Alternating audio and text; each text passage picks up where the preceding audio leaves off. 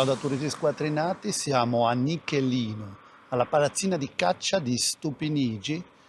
È stata costruita tra il 1727 e il 1733 mi pare, e dal 1997 è patrimonio dell'UNESCO.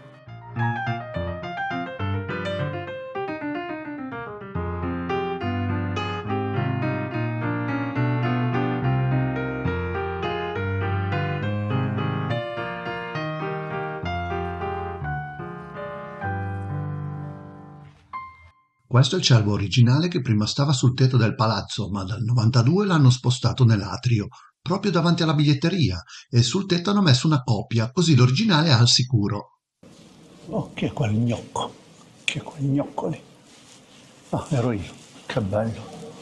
Qua c'è una serie di ritratti dei figli dei ricconi, tutti quanti vestiti con abiti da femmina. Sai perché? Perché era più pratico cambiarli e più facile fare durare i vestiti mentre crescevano, mica scemi.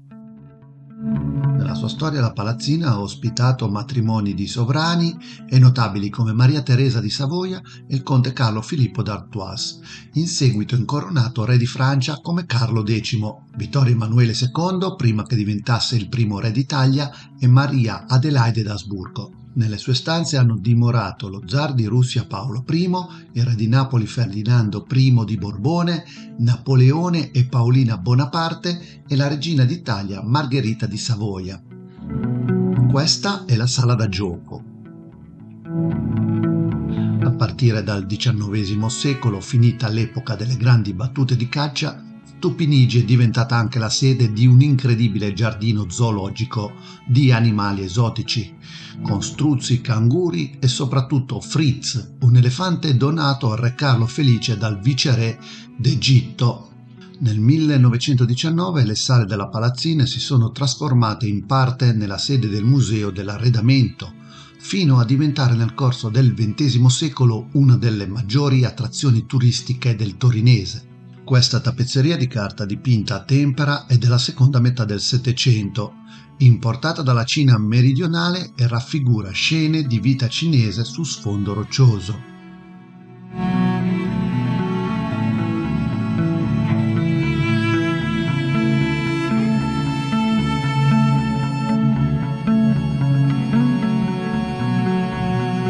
Questo è un bellissimo armadio del 1700 bianco-azzurro.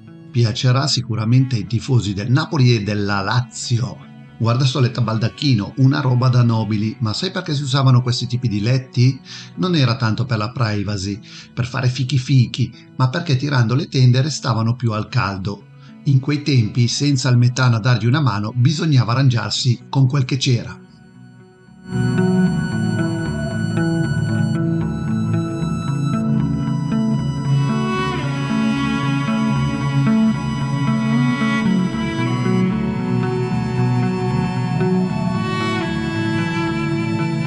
Qui vediamo da una finestra l'esterno della palazzina.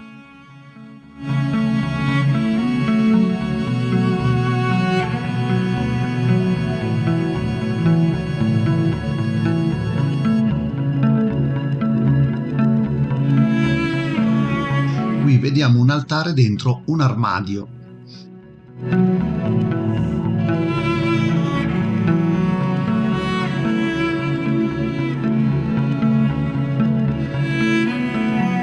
Questo è il bellissimo salone centrale.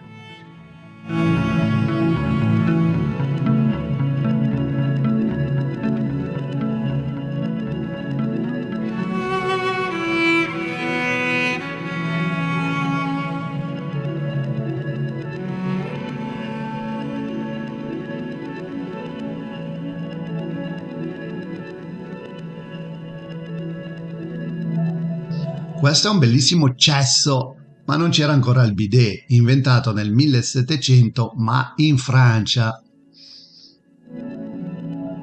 Siamo usciti dal museo, ce ne stavamo andando a casa, abbiamo visto che c'era gente dentro i giardini, qui della palazzino di Stupinigi. Pensavamo che non ci si poteva venire, per cui siamo rientrati, abbiamo chiesto e ci hanno fatto rientrare e adesso siamo dentro al giardino. E ne combiniamo sempre qualcuna noi. Poi il bello è che per rientrare gli ho mostrato il biglietto. Sì, peccato che era il biglietto della Sacra di San Michele.